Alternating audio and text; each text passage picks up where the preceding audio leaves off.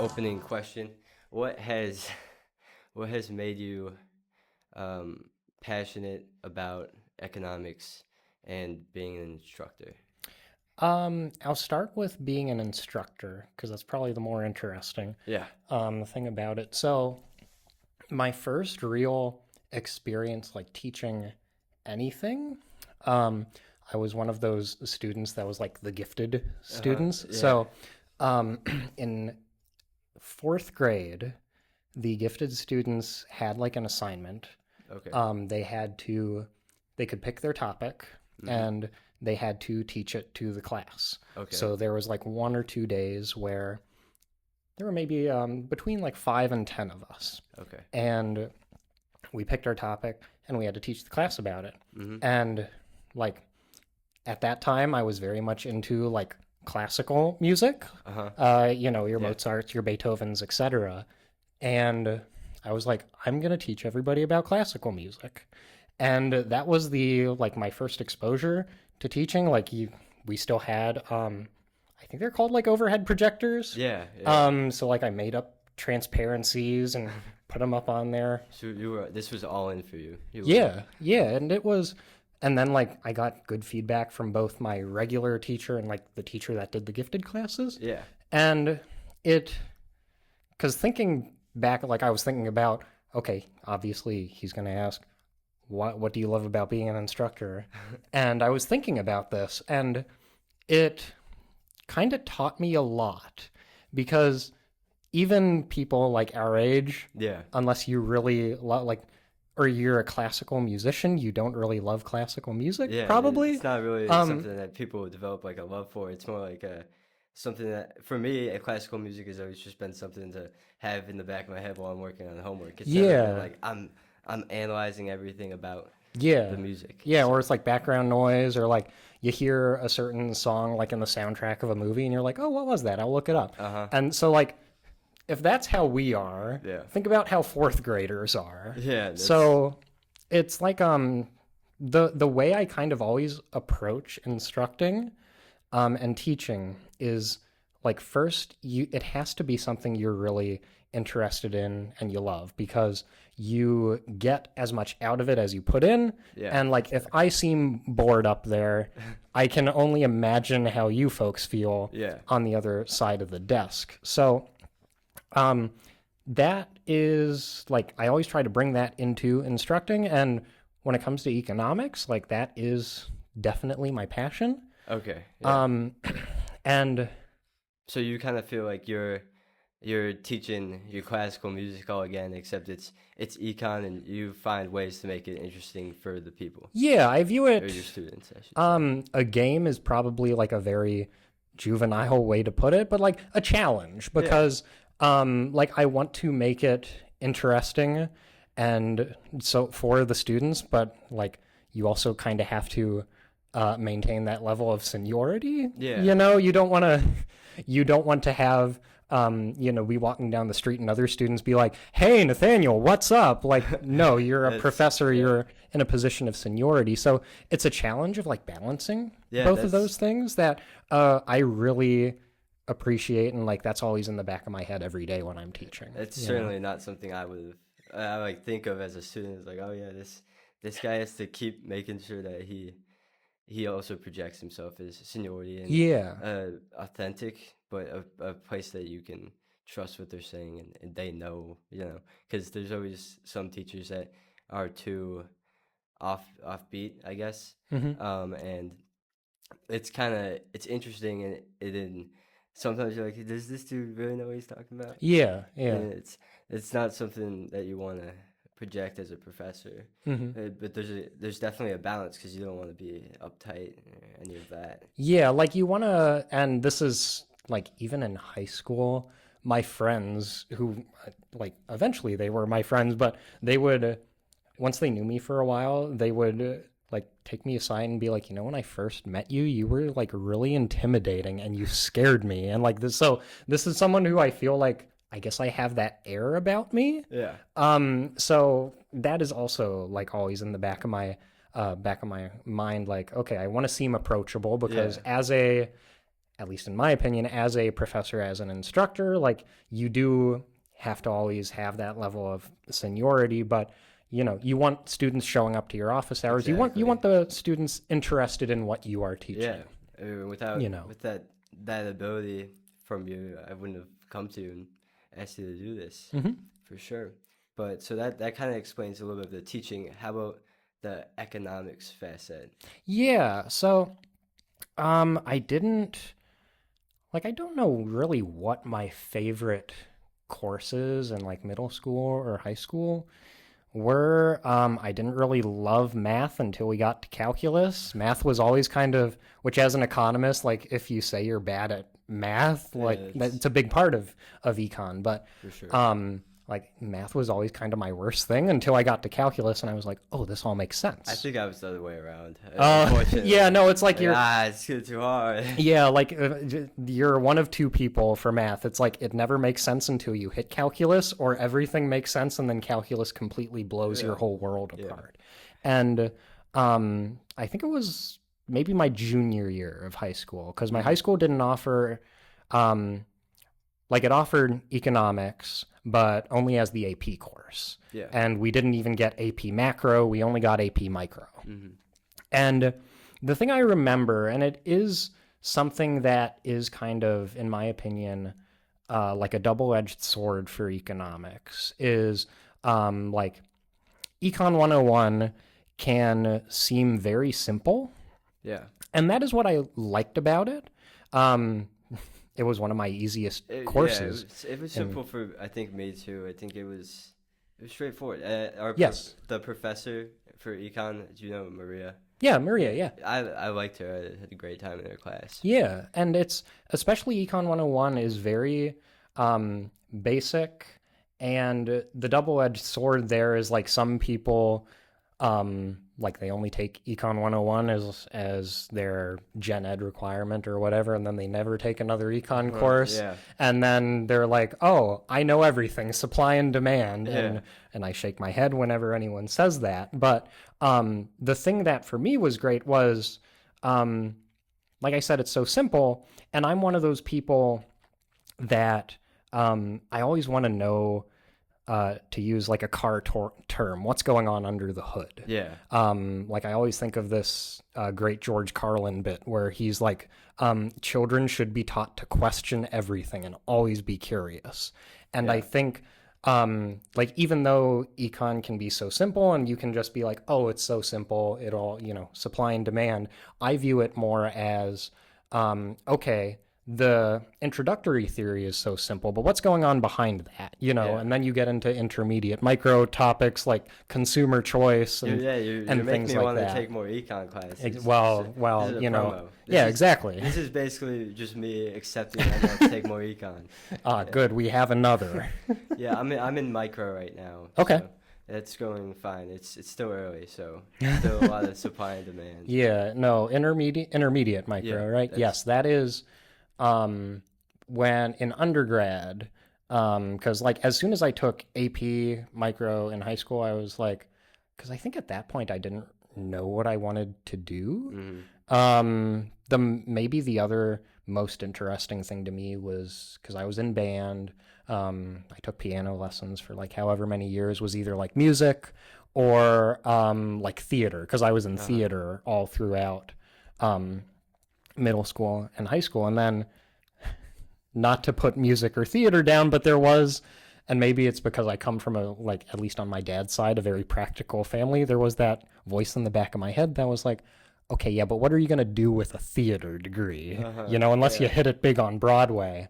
And I had struggled to find something practical, so to speak, that really interested me, and economics was that thing. So that is, like, when I went to undergrad, I knew, okay, I want to be an econ major.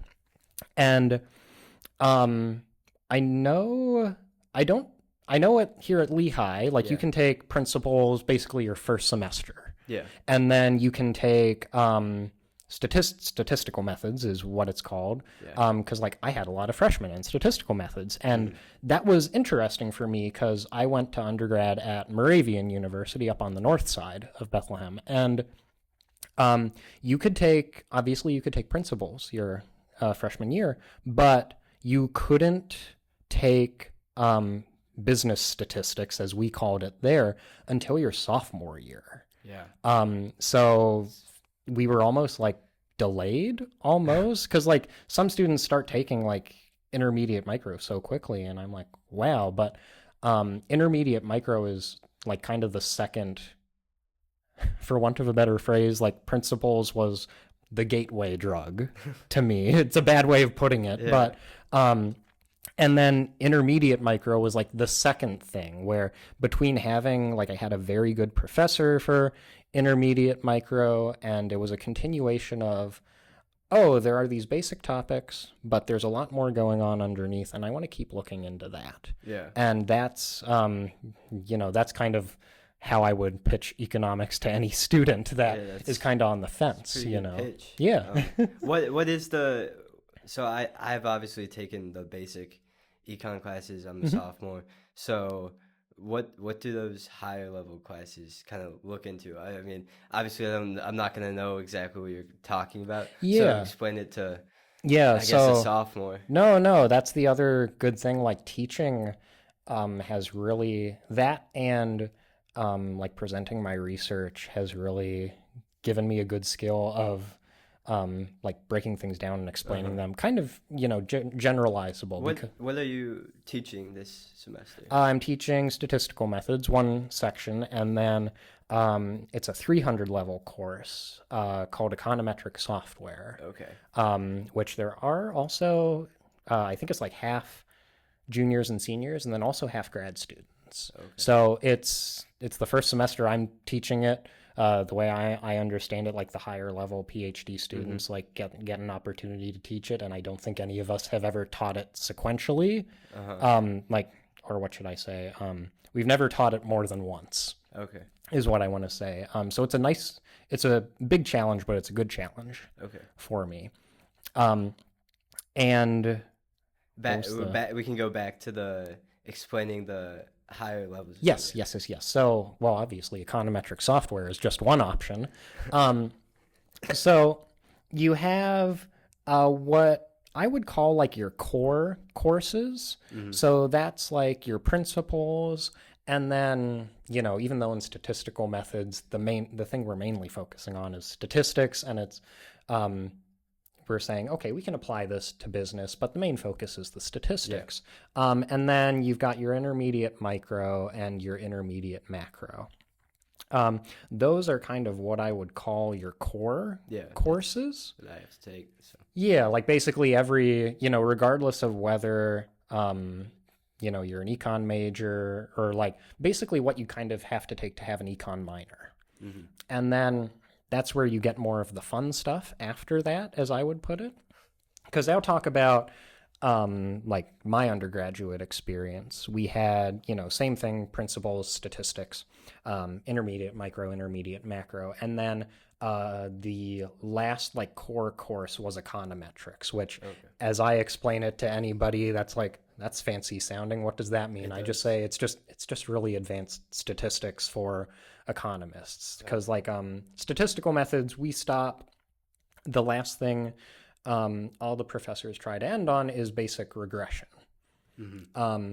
Econometrics kind of picks up there, and one of the big things with basic linear regression, hopefully you remember, is we're only interested in how one variable affects a dependent variable. It's just y equals your intercept and then your x variable times your slope. There's just one thing in there.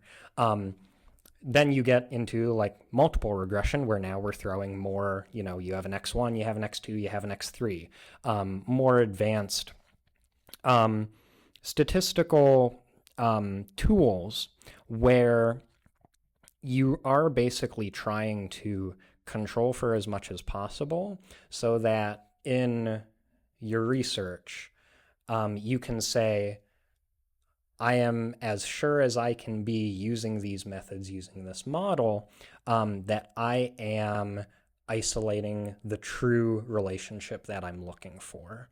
So that's what econometrics kind of leads up to. And then Like in my undergrad experience, then all the electives there was, like money and banking, Yeah.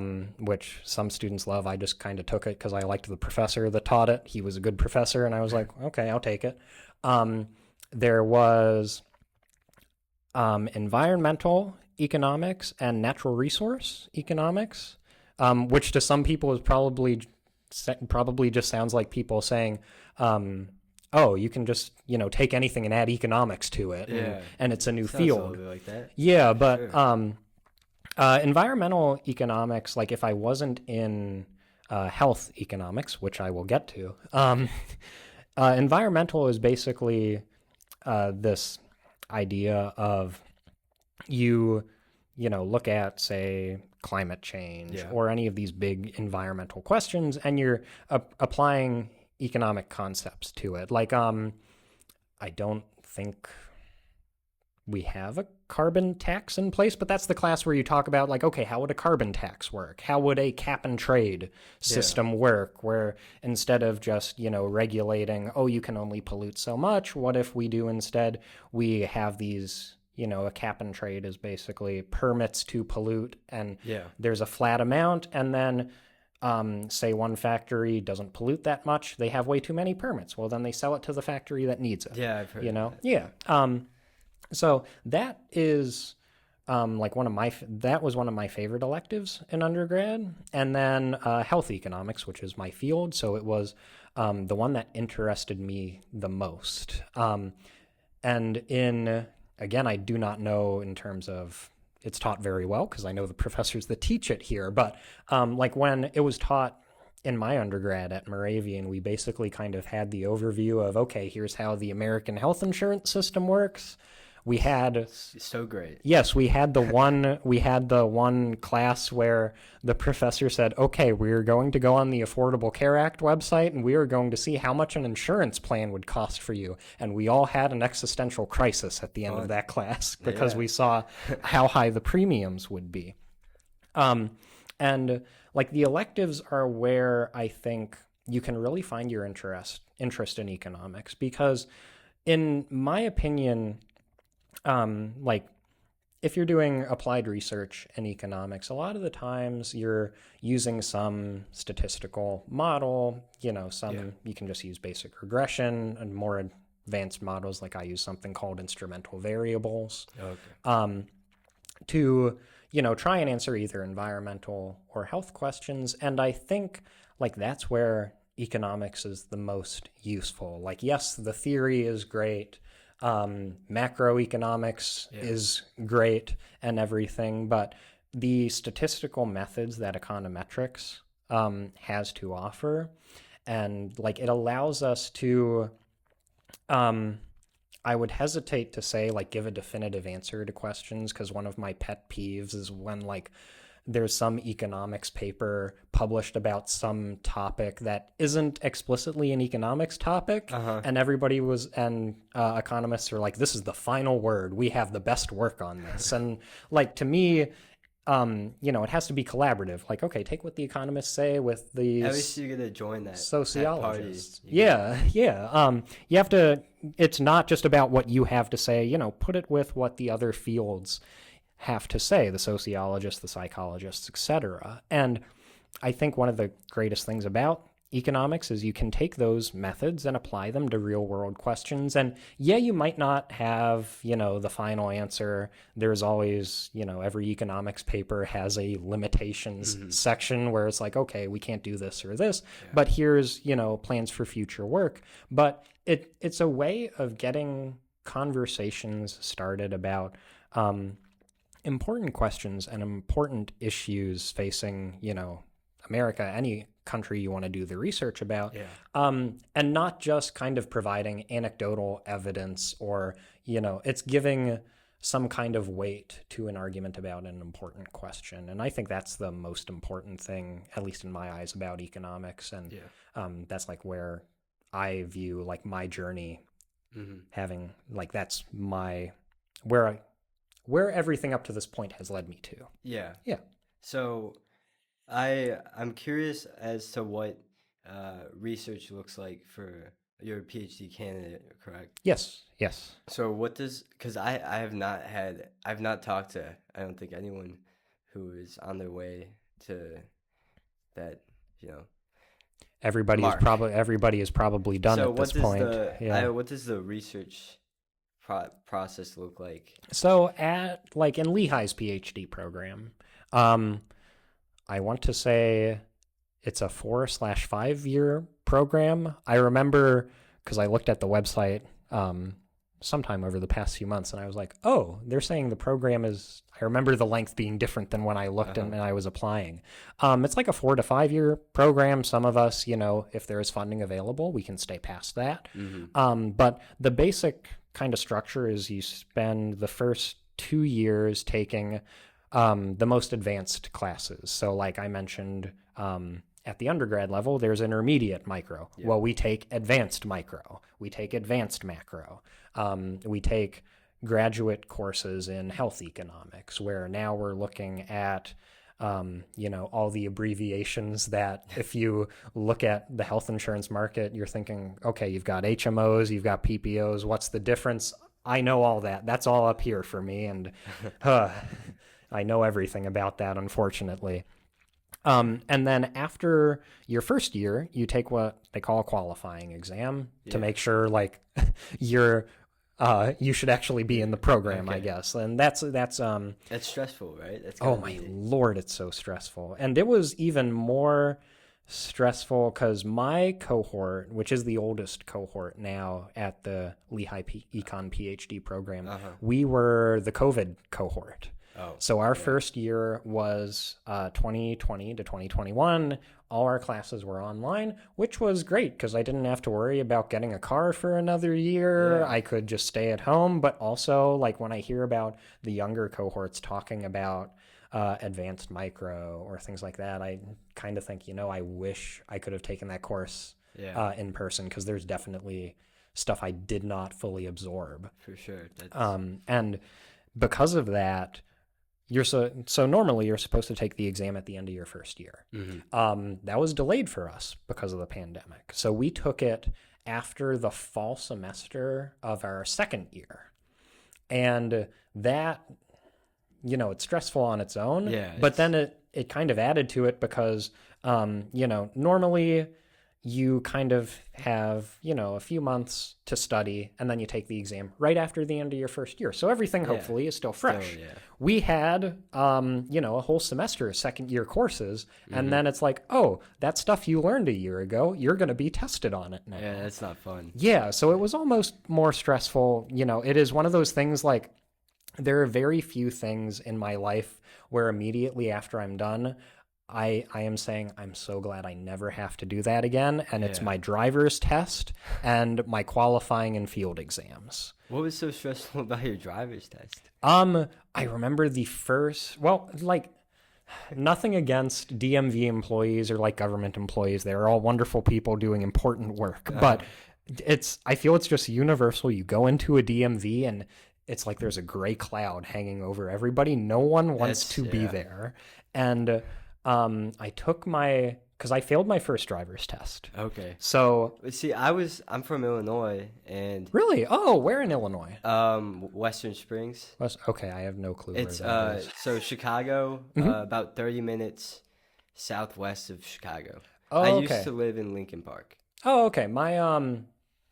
She's my dad's cousin, so I guess it's like a second cousin or something. She lives in, I think, Peoria. I want to say that's farther south. Yeah. Okay. Yeah. No. Illinois is a wonderful state. Yeah. I didn't really. My driving test was, I think it was taken like privately, so we didn't have to take it at the DMV, I guess. Okay. There, and then there was like the test that you have to fill out everything. And I think they just, it's super easy to get a license in Illinois. Hence the questionable driving, I guess. Oh yeah, well, all states have that. There's a everyone says that their state is really bad at driving, so I don't think Illinois is that high. Okay, I think there's worse states. I haven't driven in the East Coast yet, so. Oh well, Pennsylvanians will say New York and New Jersey. Because my wife traveled for her job, so she lived in Connecticut for a year, and my brother-in-law also. He is, I hope I get this right, he is in the Navy. So he was up at in Mystic at the base there, and I remember him saying like, "Oh, Connecticut drivers are awful," and even Connecticut people will admit that their own drivers are awful. But yeah, Pennsylvania drivers, we hate New York and we hate New Jersey. Are you from Pennsylvania? Yes. Okay. Yes. Around here? Like 40 to 50 minutes, like north. I live up in the Pocono Mountains. Okay. But like I've been coming to Bethlehem throughout my whole life, so I guess we could go back to your driver's yes. So the written part was fine. It was the road test that was. It wasn't even, we never even got on the road because the first thing, which it makes sense, the first thing they test you on is the parallel parking. Because then if you can't do parallel parking, well, okay, you're out, We weed out the weaklings first. And I think I want to say I took my first driver's test in Easton. Okay. And the DMV, God, I remember it so vividly. The DMV is in like a strip mall. So your road test is, out and around the strip mall or whatever. But for the parallel parking, I just distinctly remember you go around the back of the strip mall and, it has to be regulation. So it's however measured out the space is. But it's probably the closest I've ever gotten to having any feeling of claustrophobia because between the size of the space and I remember thinking, oh my gosh, the back of the building is so close. Like I felt so enclosed in. Like I started backing in and I looked in the mirrors. I looked, out the back window. I didn't even start. I think you get like 3 pull forwards and pulls back or whatever. And I think I only got through my first and I was just like, no, I'm done. I can't do this. And the guy was like, huh, okay. So, that's how it ended. And then I forget if there's a waiting period, but then I took my second attempt at I think the closest one to where I am is in a town called Snydersville. Okay. And obviously the space is the exact same size. One difference being it's in the middle of their parking lot. So there's no claustrophobic feeling. The space is still the same size. Yeah. Aced that, went out on the road, did that fine. Yeah. And even though the second time went so smoothly, I was just like, oh my God, I'm so glad I never have to do that again. Yeah. And it was the exact same feeling with the qualifying and the It is weird. It's like exams. Someone peering over your shoulder the whole time you're getting the test. Yes. And it's also not so much with the qualifying exams, but after your second year in the PhD program, then you have your field exam where you take an exam in the field you want to specialize in. So I wanted to specialize in health. So I took the health field exam. Yeah. And it's definitely, in my opinion, easier. Like the hardest one for me was the micro one. But so for me it was easier, but it was probably the most stressful because so you have your second year classes and then your third year on is research. Sometime during the second year, you pick an advisor. So I had already picked my advisor. He was one of the health economics professors, Chad Meyerhofer. Shout out to him. He's a wonderful advisor. And he was proctoring the field exam. So I'm like, okay, I chose him as my advisor. I have to do well on this. Yeah. And it was the most stressful of the exams solely for that reason. Because it's not just like, okay, my whole academic career at this point is leading up to this, but also the person I have chosen to be my advisor and work with for the next few years is looking at me take the exam and is going to grade the exam. So, yeah, but after that, your third year onward, you have your third year paper, which is basically your first, baby's first research paper. Okay. So you spend your third year as well as the summer before researching that. And then at the end of your third year, you do a presentation and they say, okay, pass, fail. And then after that, you work entirely on the dissertation. And I don't know if it's the standard, but it's the prevailing thing with others in my cohort and everything, where usually like your third year paper, with a few adaptations or changes, becomes, part of your dissertation. Okay. So it's not like you're done with your third year paper and, okay, throw that out. You have to write a dissertation from scratch. Usually the third year paper becomes part of the dissertation. And then from then on, you're researching. Okay. So how close are you to finishing, or you just don't even want to talk about it? No, I'm happy. Sometimes I don't. People are like, I can't. Yeah. I'm so close. No, I think I'm past that point. I was at that point definitely before becoming. Oh, I didn't even talk about candidacy. So you have your third year paper. Before you can technically start your dissertation, you have to be admitted to PhD candidacy.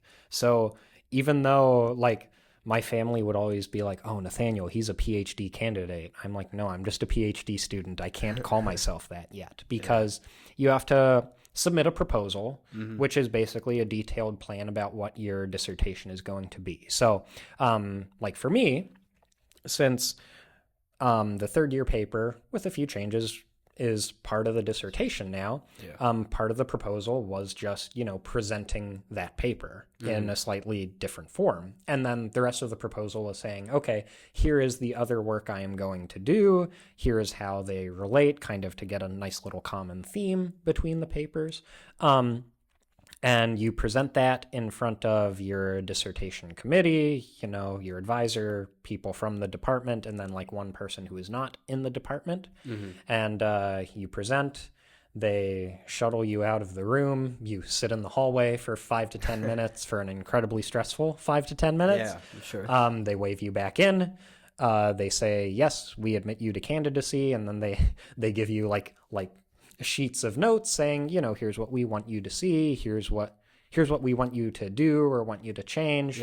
Because it's like how I explain to, I think I say this once in like every course I teach, like I am not here to make your life miserable as a student. I am here to help you and advance your academic career. I think it is a professor's duty to do that. And the dissertation committee occupies a similar space where they are people who scare you, but they are there to, they are giving their advice because they think that would improve your paper and would make it a good dissertation. So they are there to help you.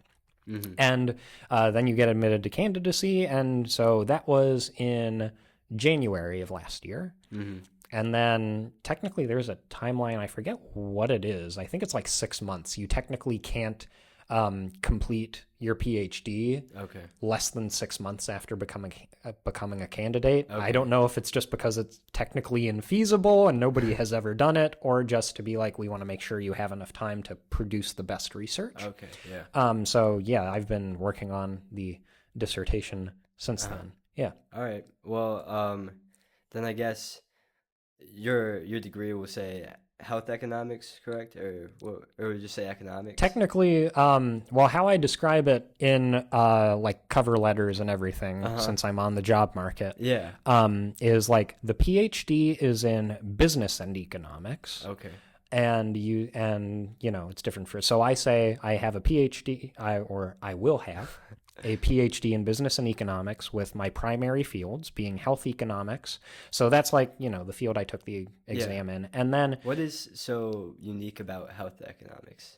Because you already mentioned like the insurance and how you research that a little bit, but I kind of want a broader scope. Sure. So really, I like to describe health economics as it can be kind of the broadest field of economics, because anything can affect your health. It's like, so my third year paper, the first chapter of my dissertation is on whether or not school resource officers prevent or have any effect on school shootings. And the way I describe that, when somebody, a family member is like, wait, you're health economics. And I say it very bluntly. I'm like, you get shot, that affects your health. And so then the second chapter, so my overarching kind of theme of my dissertation is that I'm looking at the effects of either legislation or policies on crime in school. So first paper being on school shootings, the second paper being on school drug offenses and how medical and recreational marijuana laws at the state level affect that. And actually, this because I kind of struggled how to explain the second part as it related to health economics until I met with a guest speaker that the economics department had invited to give a seminar, and he said, well, you can definitely view whether not just drug use, but drug addiction, you could definitely view addiction as like a mental health issue. Yeah. That's health. For sure. Health economics. Yeah. And he was like, there you go. That's how you explain it. So that's why I like to say health economics is kind of the broadest thing, because like it's called AshCon, like the American Society of Health Economists, and they're having a conference, I think like every year, but I just submitted an abstract to them. And like obviously you're applying in the field of health economics, but then they have this huge drop down menu of all these different fields, and you can be in like policy, in insurance markets. Is there something that you have in mind which one you would pick between all of those? Or I can't there's certainly a lot. Right? Yeah, there was one I put. I can't remember exactly what it was, but I read it and I was like, oh, okay, that's what, because I submitted the abstract of my school shooting paper to that. It might have been like, I do not remember. It might have been like mass casualty incidents or something like that. Because even, and it is something that is discussed in like, not just the health economics literature, but the broader health literature. Yeah. So like my wife is an ICU nurse, so she gets like some critical care nursing journal, and I told her to set it aside because I was like, oh, I'll read that. Like one of the journals she got in the mail had as its article like something about like nursing during mass casualty incidents. So it is, we aren't just looking at the economics of insurance markets or stuff like that. There can be a lot of crossover into the broader health or medical community. Yeah. Would you say that like your economic studies have like been able to be applied in your daily life? Have they changed anything in any outlooks, any views? Definitely. I would say I don't know like when or why. I know I did it at some point in high school, like, in a basic statistics course. You do like, find a pick two things, find the correlation between them. Yeah. And that was another moment where I was like, oh, this is kind of cool. It's another instance of, kind of looking under the hood and seeing what makes the, two things either relate to each other or not relate to each other. So, the research, especially as an applied economist where I'm, thinking about, either policy issues and how they affect health or things of that nature. Anytime like I'm just constantly thinking, and maybe this is just the, I feel like the internet would refer to it as like the PhD grind set, where I constantly have like, okay, how could I turn this into a paper? Because I was just having a coffee with a friend from undergrad that I'm still friends with, and we were talking about how like a cyber truck drove by the cafe, and we were like, those are unusually big and larger than we thought they would be. Huge. And we talked about, like how large trucks are. And she was mentioning how it was just like a news article of like tracking the correlation between like how large trucks have gotten over the years and like pedestrian deaths. Yeah. And I thought you were going to make something about how like electric cars are not loud, which is also like something that affects pedestrian deaths because they can't hear it coming. Yeah, that isn't something, I don't really read too much on, because, I'm a health economist and now I have found my niche in school crime. So I'm like, I'll just read all about that. So like I have blinders on all the time, but I remember reading like, and this is a few years ago now, there was like an article in Time magazine when EVs were first becoming like really big about how drivers like were just very uncomfortable because they didn't like that it didn't sound like a normal car inside the vehicle. Yeah. So I can only imagine, as like a pedestrian, they have a very distinctive Yeah, now I think they're getting louder. I think that now they just all sound like spaceships. That's a good, like, it's a hard sound to describe. It's like a, like, it's Yeah, not a normal, like, motor sound. yeah, Yeah, that's a good way to describe it. And maybe it is like a safety thing. Like, now they have to make sure they're louder. Yeah, so we were having that conversation over coffee, and I was like, oh, how, another blunt way to put it, you get hit by a car, and that's affecting your health. yeah, So that's, constantly looking for papers, or even it's really, and this doesn't even go, you don't have to have a PhD or go to grad school yeah, for it. Like, as someone with both a bachelor's degree and soon to have a PhD, I will always talk about the benefits of higher education. yeah, But I just think, like, in general, it has taught me to always train my critical thinking skills, yeah, because like, you write research articles, and then also sometimes you'll do, like, it's called like an R&R, where there will be a paper that has been submitted to a journal, and they will, ask, they will ask economists to review the paper and kind of suggest, accept with changes. I forget the exact words, but changes, or reject the paper. So that really also helps, like, not just my critical thinking in general, but, always reading the article and being like, okay, does that make sense? Does that make sense? Are they using the right methods? Are they controlling for everything? yeah. And it's, you don't have to go to graduate school or anything to do that. It's just like a good way to constantly train your critical thinking skills. Yeah, so it's not like I'm some ivory, even though it is my end goal to be some ivory tower academic that doesn't have to come out. It's not like I'm completely isolated from the world, Yeah, for sure. So I think you mentioned that you were on the job outlook. What does that look for you? Look like for you? Are you gonna? I assume that you continue to be a teacher Yes. once you get your Well, PhD. currently the job outlook is not all that great. The because Lehigh just the econ department is hiring this year, so I think we had maybe 6. They just ended Wednesday. We had some job candidates come and give job market talks on their paper, and between like their anecdotes and like general knowledge, like, I have been told, like, the job market is not that great this year. Probably, and this is just like looking at, there's some website called like Econ Job Rumors, which is like a glorified blog.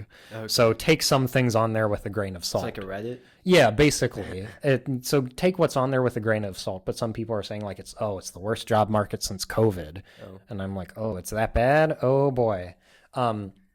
But it's, so how the job market kind of works is like, my advisor and I had our talk, and it's like, do you want to go on the job market now? And I'm like, before knowing how bad the job market would be, I was like, sure, I'm ready.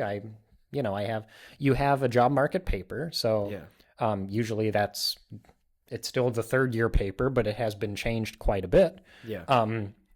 And that ends up being the job market paper.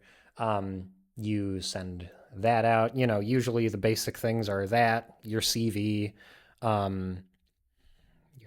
your resume, like a cover letter. Yeah. And then it depends on the school. So, like, you can apply to private industry, you can apply to government, although. And that would just be to be a researcher, correct? It could be, so private industry, you can be, especially if you're, granted, this is like finance, but definitely like higher level analyst positions, or consulting firms will need economists. Your Apples, your Amazons, your tech companies will need economists, and they'll hire PhDs. But as I would, to put it lightly, rather die than go into private industry. I would rather stay in academia, or if they weren't culling so many jobs from it, the government, Yeah. because I put in a few applications. I don't know if those jobs will still exist in a few Yeah. days. knows? We're gonna, but they're in. We'll see what happens. So a majority of my applications are to, universities and colleges. Okay. So you've got, like I said, your governments, your private industry, and then your academic jobs. And under the academic is probably like the widest umbrella, because you could end up as, so there are more short-term positions like visiting professor positions, which Yeah. are a good stepping stone, Yeah. or postdocs, where you are like a postdoctoral researcher for a period of a year or two. Things of that nature. And then you have the more long-term, like your tenure track assistant professor or a teaching track professor. So Okay. depending on the schools you apply to, like if you're applying to like a Lehigh, for example, Lehigh is what I think it's classified as like an R2 school. So it's like it's a doctoral school, it grants PhDs, and it has, because R1 is like the highest level of research activity, so it has one level less of research activity. Okay. All the professors in the economics department do research at some level, and they publish at some level. Yeah. So at a research institution, like I said, they'll take your resume / CV, your job market paper, and your a cover letter. Okay. And then sometimes they'll ask for a teaching statement, a research statement, and a diversity statement. Diversity statement just saying like how would you, especially when it comes to teaching, like how do you accommodate diverse populations, whether that be when it comes to race or accommodations and things of that nature. So if you're at a applying to a research institution, first thing they're going to look at is the research statement, because that's what, while you're teaching, you're not just teaching, you're doing research. So they want to know about that. If you're applying to like a liberal arts institution, or you're applying to a teaching track position, where teaching is going to be either more of your workload or all of your workload, you might not even have to submit a research statement. I still like to talk a little bit about my research in my cover letter, to talk about my qualifications. But they're going to look more at the teaching statement, because you're doing more teaching there. Correct. So that is kind of, what you have, your job market package, pretty much. And then you just, the American Economics Association has a website with all the job listings, and you just send them out, and so when you hope for the best. You're applying to schools, right? That's how Yes, I'm applying to schools minus the 3 or 4 government positions. And then what, like, when you're applying to those schools, are you looking for like them to have like big names on them? Is that like something that a PhD, or is it like pay, benefits? I mean, I'm at the point where I'm, you just want a job. Yeah, I just want a job, please. You can, like, there are some people who like, I want to teach at MIT or whatever. I'm one of those people who you can debate the worldview of this, but I'm just always like, if you find what you love to do, you won't work a day in your life. And you can have your quibbles about whether or not that's true, but I subscribe to it. It might still feel like work, but it'll probably feel less like work. After the first week or so, and once I have all my materials prepared, teaching no longer feels like work. It's something like, unless I'm dreading handing exams back to you folks or something, I usually feel pretty good when I'm teaching. And that is what I'm more concerned about. So I'm kind of, I call it the shotgun approach, where, you're getting a wide range, kind of applying everywhere. But I do my own like mental ranking. So there are like the liberal arts schools or the teaching positions that, do they not pay as well? Yeah, but I'd be happy teaching. Yeah. Or based off the descriptions, there was one position I applied to that talked about, well, most of them you're going to have to teach the core courses. So, every candidate is pretty much the same there. But then it specifically mentioned teaching data science or econometrics using Python, and like that's what my 300 level course is. I'm teaching econometrics using Python as the primary programming language, and I'm like, ooh, that is, I have good experience for that. So that's one that I kind of like put up higher on the list based off what they're asking in my qualifications. But What's the difference of you when you're teaching as a PhD candidate versus when you're teaching after you get your PhD? Is it you get paid more, or the? Oh, yeah, I am paid. So currently, I occupy kind of a weird space, I think, because I'm still technically a grad student. Yeah. But I'm also like an adjunct here at Lehigh. So adjuncts do not get paid all that much. They get paid based off the enrollment in the class. Whereas if you're, a tenure track or a teaching track, you're basically salaried for the academic year. So that would be the main difference. And then if you're a tenure track, there is an expectation on research and publishing. If you're teaching track, then the expectation is more on teaching.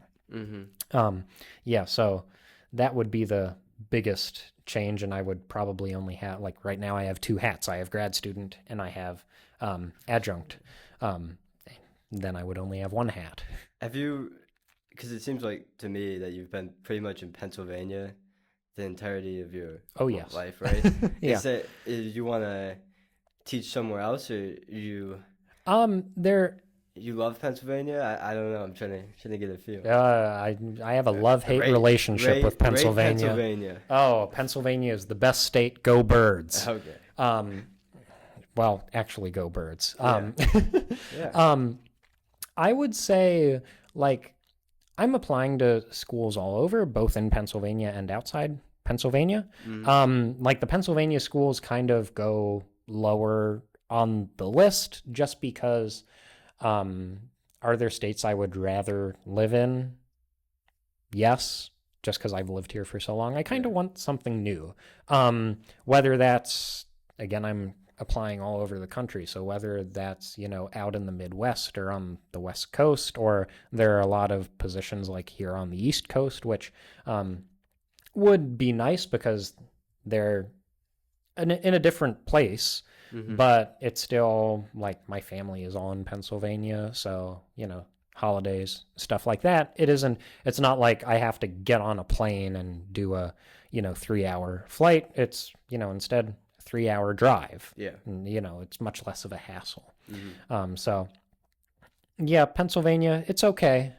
That can be the state slogan, courtesy of me. So I've obviously taken a couple of your tests. You always have the free questions, right? Yeah. So, and obviously those are reflective of maybe your music views. Yeah. I'm starting to run out of time. Well, not really, but we're 53 minutes in, so and take a lighter tone. Let's talk about some music. So you mentioned, I still remember the Smiths getting mentioned. Yes. Geez, there are a lot that you mentioned. I think I mentioned Prince at one point. Probably. Yes. And I don't know. You mentioned a lot of pop culture and media. That's one of my ways of like, going back to the beginning where I say you gotta make the subject interesting. Granted, there is always the risk of like, oh, people don't get the reference. Yeah. But maybe they're like, oh, he's talking about something different. You're breaking up the monotony of a bunch of statistics. So hopefully even if students don't get the reference, it's like, oh, he's talking about something different. Because I just did this lecture for my statistical methods course this semester.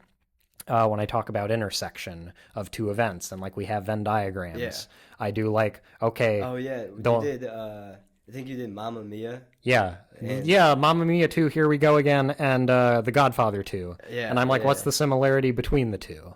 And so that's how I introduced that. yeah. And I got a few chuckles this semester, Okay. which is all I can ask for Yeah. sometimes. Because I think I would definitely say I am not the hippest person when it comes to current events. I know who won at the Grammys, though, and things like that.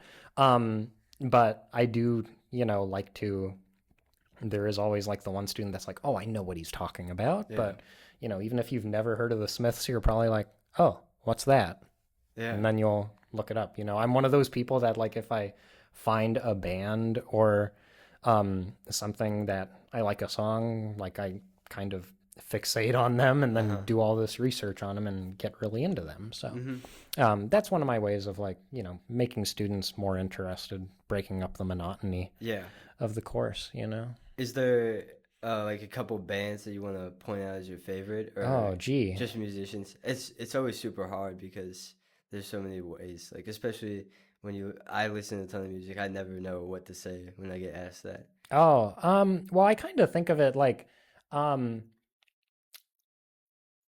think of it in terms of like the bands or artists you'll like always respect or admire. And then, maybe I won't listen to them as much now.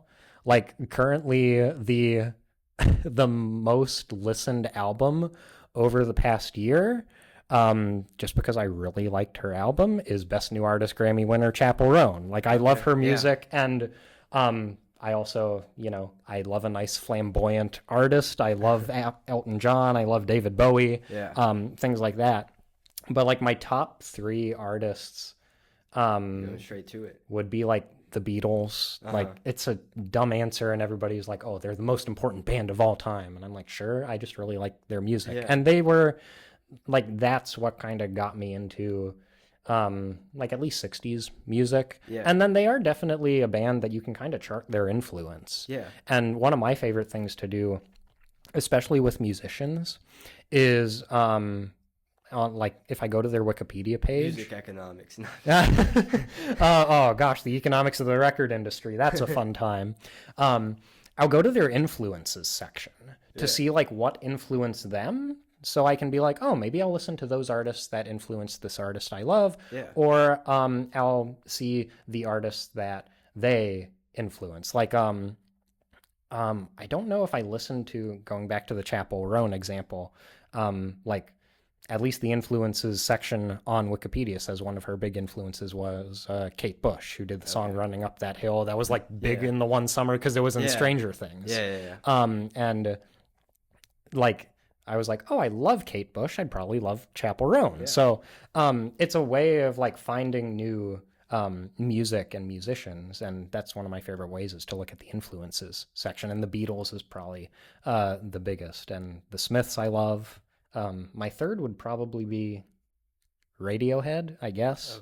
Haven't listened to them. Like I said, those are like my top 3 because they're like the ones that probably influenced me the most. But it's not like I'm listening to them every single day. If you had to name a favorite Beatles album, what would it be?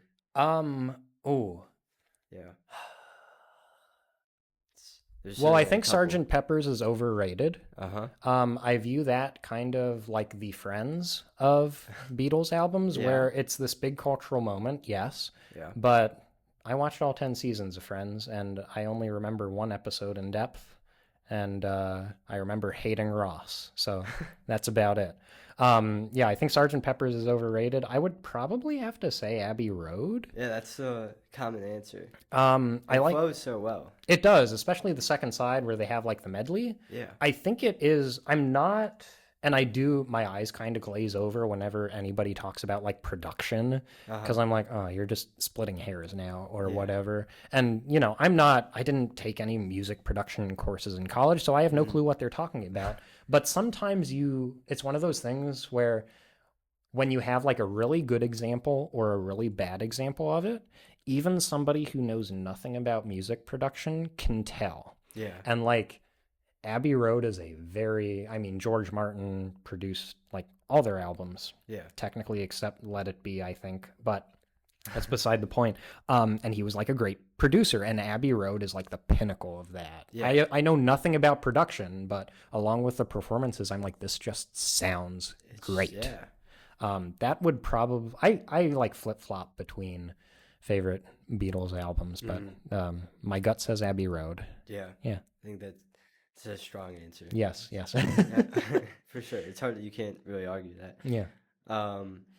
So you just because you were talking about it, you mentioned how Friends, and there were 10 seasons, right? Yeah. And you only remember one episode, Yes. which kind of is a good segue to my personal thoughts. Is that TV shows you don't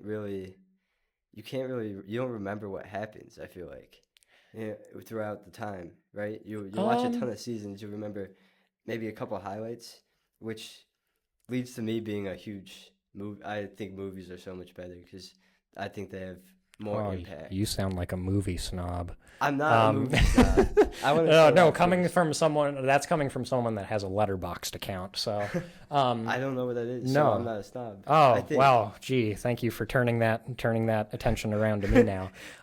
No, I do. I like, because people try and compare like movies and TV. Yeah. Especially now, there's almost, and it's been something that's going on. I think the most commonly cited thing is like when The Sopranos was big. That was like kind of bringing more serious storytelling, or I would argue, like even in the early 90s, like Twin Peaks, where you had David Lynch, rest in peace. Yeah, I don't know Twin Peaks. It's my favorite show of all time. The Sopranos. Yeah, where you have like, David Lynch had worked in film at that point, and here he was making a network TV show. So I think like going back to then up to now, like TV shows are trying to become, whether it be through their look, through their themes, more like movies. More like movies. And every once in a while I think about it, like what are the big like sitcoms nowadays? Like I know in the 80s and 90s, like people will talk about Friends. I'm very partial to like Cheers or Frasier, like these classic sitcoms, Seinfeld. And in the 2000s you had like The Office, Parks and Rec. For sure. I hear about Abbott Elementary a lot, but they don't have the same.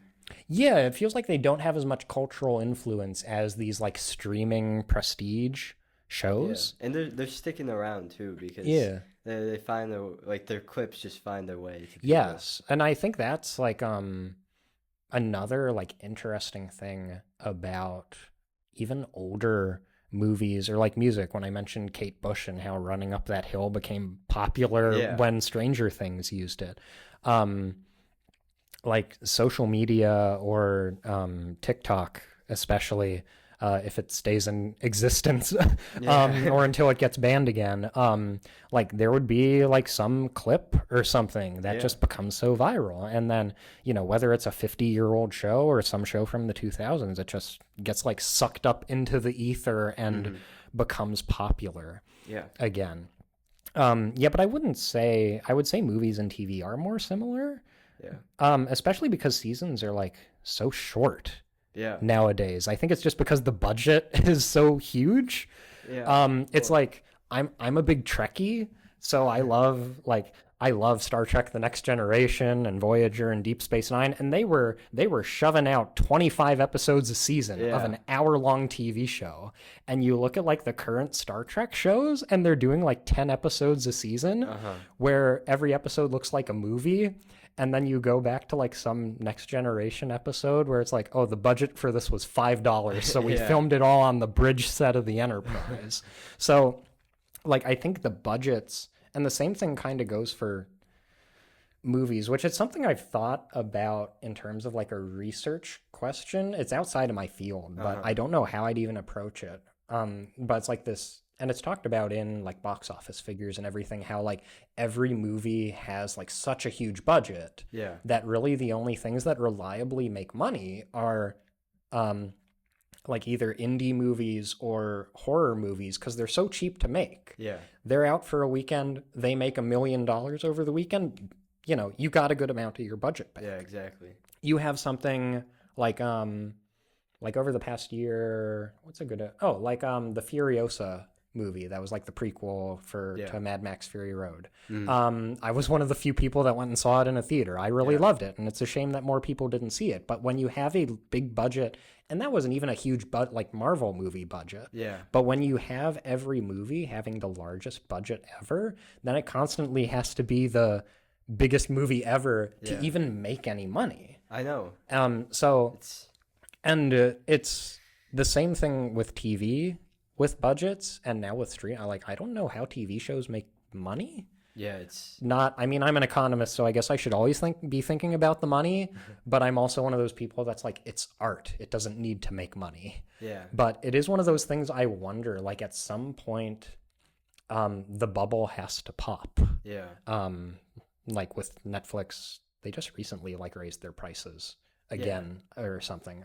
They love doing that. It's and hard to, and it's like because they're paying for the movies to be made now too. Because you can't see really indie movies in theaters anymore. No, it's it's just Netflix. I'd say the issue is even larger with a streaming service, because say you have a Marvel movie and, the budget is huge because of the names and the special effects that have to go into it and everything. It's like, the population of a small country that works on a Marvel movie. Yeah. The budget is so huge, but if it's, oh my gosh, that's like 6 years now, like Infinity War or whatever, where it's the biggest thing ever. It makes all its money and more. When you have something on Netflix that they're putting money into these things. Yeah. Like my favorite, granted it hasn't happened, but like one of my favorite memes I saw was like, because Martin Scorsese made The Irishman for Netflix, and that cost a huge amount because he used all the de-aging technology. Yeah. And then I watched that. It was 3 hours? It's like three and a half. Yeah. He's in his like, I'm just gonna make a long movie and whoever watches it and enjoys it can watch it. I like it. And then he made Killers of the Flower Moon that actually showed in theaters, but it's like an Apple TV Plus movie. And like it hasn't happened yet, but the meme was like, oh, he's gonna make these really huge budget movies and then the companies are gonna go under because they can't recoup their budgets anyway. Yeah. Anyway. Yeah. I'm not super versed in TV shows. I think I'm more versed in movies, and I haven't seen all that many. I think I think out of the directors I've seen, I think Scorsese and Quentin Tarantino are my favorites. You're a classic film bro. Yeah, I'm not. I'm not well versed in movies though. So no, I like Scorsese. Tarantino sometimes gets like a bad rap, I think, because he's just someone who has no filter. Yeah. For better or for worse. Like sometimes for better when I am on his side when he's like, who cares if the movies are violent? It's movie violence. It's not real violence. We should be able to separate that.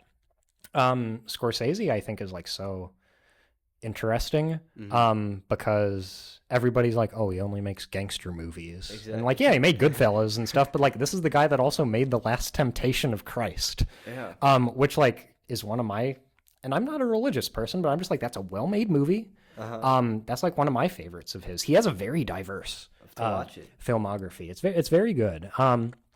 Yeah, and we're talking about favorite directors, right? Sure. Yeah. Okay. Yeah.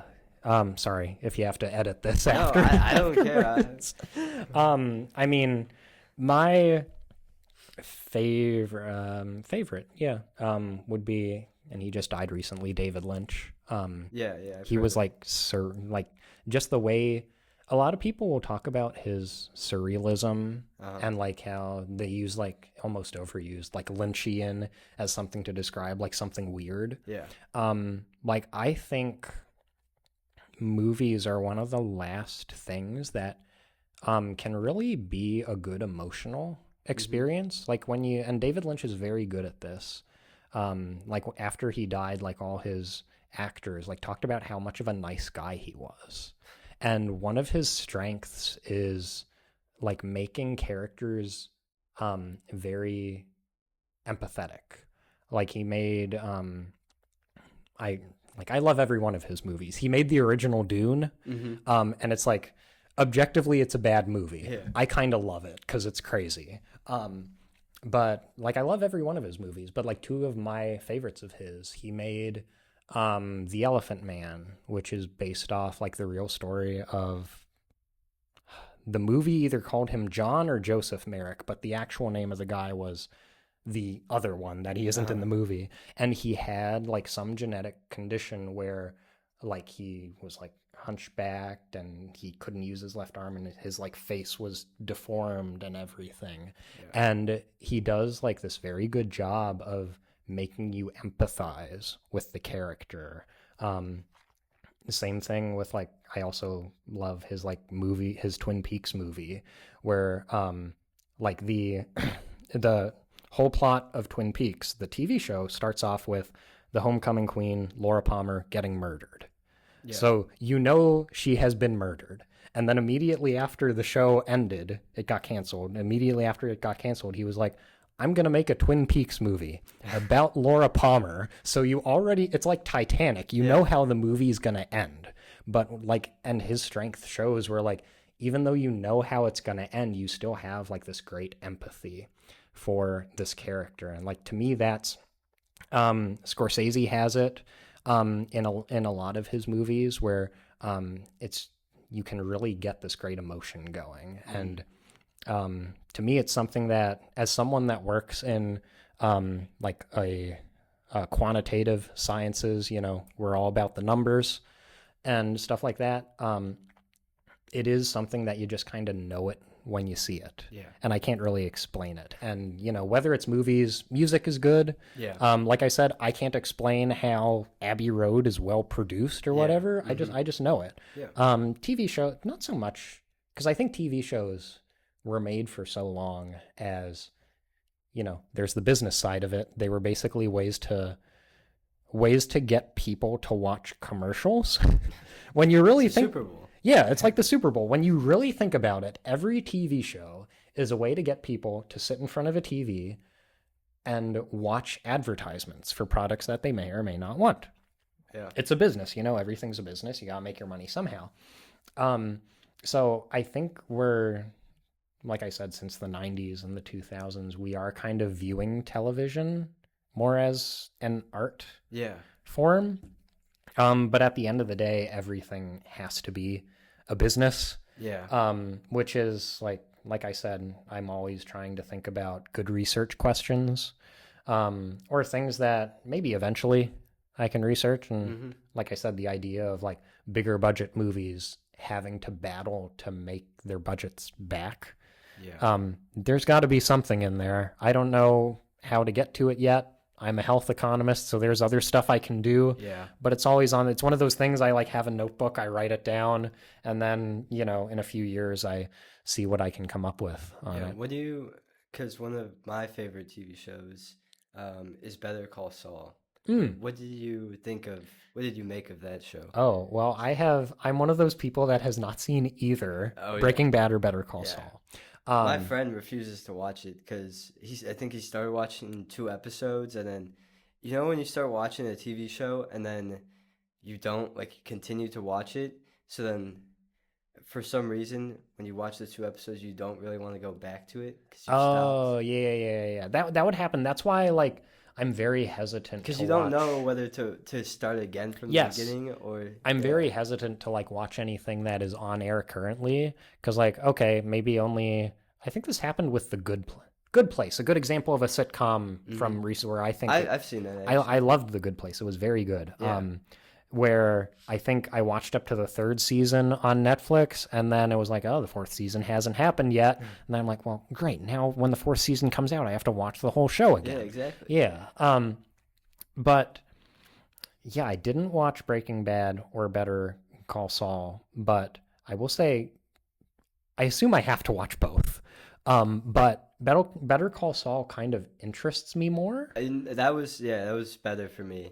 I really like Bob Odenkirk. Yeah, because like I like Bob. Nothing against Bryan Cranston, but I like Bob Odenkirk, and I kind of like the, I don't know, I like the idea because he's like the lawyer, right? Yeah. I like that idea more. Granted, I do also like, I do think the premise of Breaking Bad is just like health economics. How there's one, I forget which course it was that I took for, which health economics course it was. Mm-hmm. But the professor said everybody, regardless of what country you're from, studies the American insurance system because we're the only ones that haven't figured it out yet. Yeah. And speaking of insurance and health economics, like it's such an American premise, because if you think about it, the premise of Breaking Bad can't really happen anywhere that has universal health care or some kind of centralized medicine. It's a purely American, which like is interesting, and it's an interesting a way everything can be economics. Yeah, I think it might be the same case for Better Call Saul too, because the lawyers. Yes. It's an American thing too. Yeah. No, I mean maybe eventually.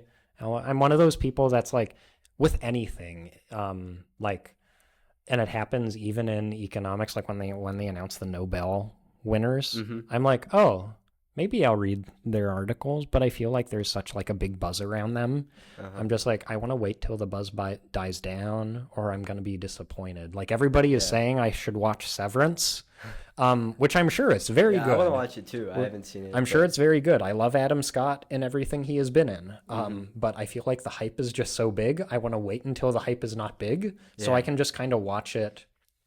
Like I can just watch it unbiased at your own pace. At my own pace, without thinking, oh, I have to love this. Like, if I read an economics article, I try not to look at the authors, because if it's someone like, oh, we read this in class, it must be an important author. I'm just like, I just want to judge it on the paper alone, and none of the buzz or the authorship or anything like that. Yeah. What do you think of like the future of like movie going, I guess, like with the theaters? Do you think they're gonna stick around, or I think they're starting to maybe fade?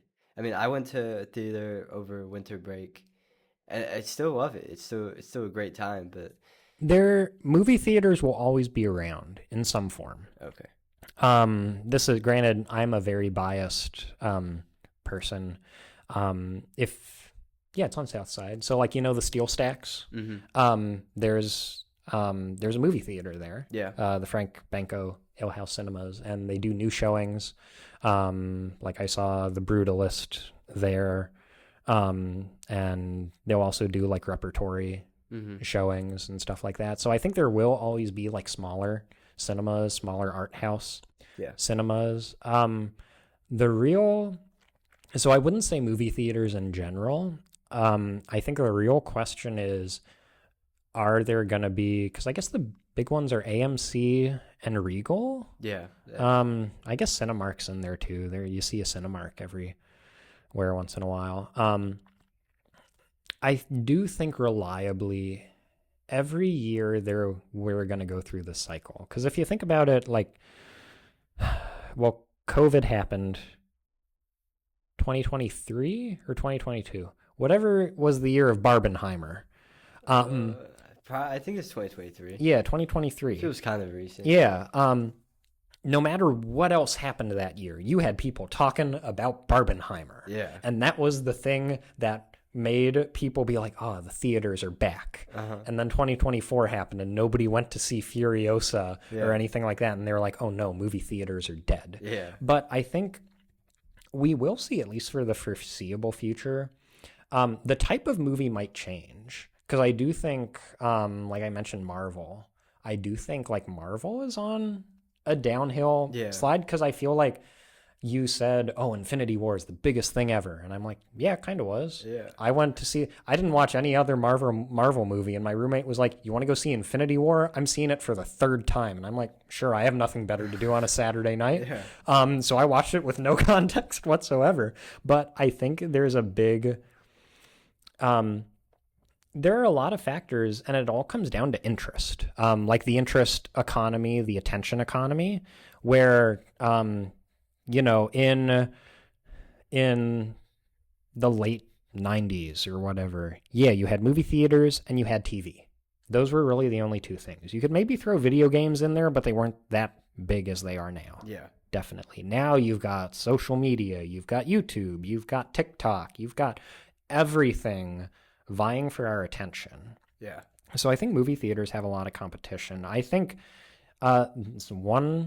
there might be some consolidation, although it's already pretty consolidated if Yeah. you've got just three of AMC, Cinemark, Regal. But I do think like the small movie house will always be a thing. Like, yeah, when I go, the most crowded I've ever been in a theater at the Steel Stacks Theater is when I went to see Wicked with my wife, and like it wasn't even full. It wasn't Yeah. a sold out show, but it's like, they reliably get a sizable to good crowd, Yeah. and because they aren't this huge sprawling cineplex that has 20 theaters, Yeah. they're making enough money to stay in business. Yeah. I think it's kind of the idea of, is something like with the banks during the 2008 crisis, like, is something too big to fail? Yeah. Are movie theaters too big to fail, or are they so big that is why they are failing? So no, I think theaters will be around. It'll just be in different Yeah, because I feel different like forms. short form media is so popular, and I think that for the next generation, how many of the kids are gonna go to the theaters and see a movie? Which, yeah, I think people, yeah, I think you're right. I think people will still find a way to get there. Maybe Yeah, not in the same numbers, but I think sure it can interest a group of people. I mean, with just short form media in general, I think maybe people are less inclined to sit around for 3 hours in a theater. that is my one. That would be a worry for I them. would call it my boomer opinion. I have a few boomer opinions, and one of them is that, like, um, is that, whether it be social media or TikTok, or I'd argue even YouTube, because I'm guilty of, like, I will sit and watch a YouTube video, Yeah. instructional, otherwise, maybe it's a clip from the Late Show from a week ago or whatever, but Hmm. I do not watch that at normal speed. I watch that at double speed.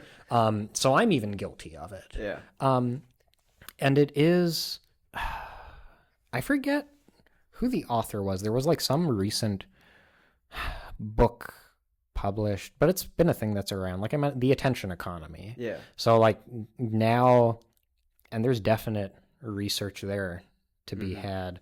I don't know if there's a field of like pop culture economics, Yeah. that classes could be taught in, or something, but there is definitely something there in terms of like the attention economy, Hmm. and how, how I'd say TikTok is probably, or short form video Yeah. is the biggest thing. I think Yeah. I'm kind of with you. I feel like a boomer sometimes because I have no social media. I got all rid of that until I started doing this. So I have to No, have YouTube and everything yeah, now. no, Yeah, I mean, I still have accounts. yeah, It's just at a certain point I was like, I don't know. it It's fascinating. is. It's another thing, like, how much time? Okay. Yeah, We'll end up here soon. yeah, Just cut me off when you're ready. It's like, you look at Facebook and how, yeah, everything makes money through advertising. hmm And I know this will not make any money. How I want my social media, I want the people I follow or the people I am friends with, and I want the posts in chronological order. That is not too much to ask for. No. I know Twitter could do it at some point. I know Instagram, I think, still does it. You just have to hit a few buttons or whatever. Yeah. But like, I think they're like this focus on like ad revenue and how we increase ad revenue. And like, yeah, everything is a business. You gotta make money somehow.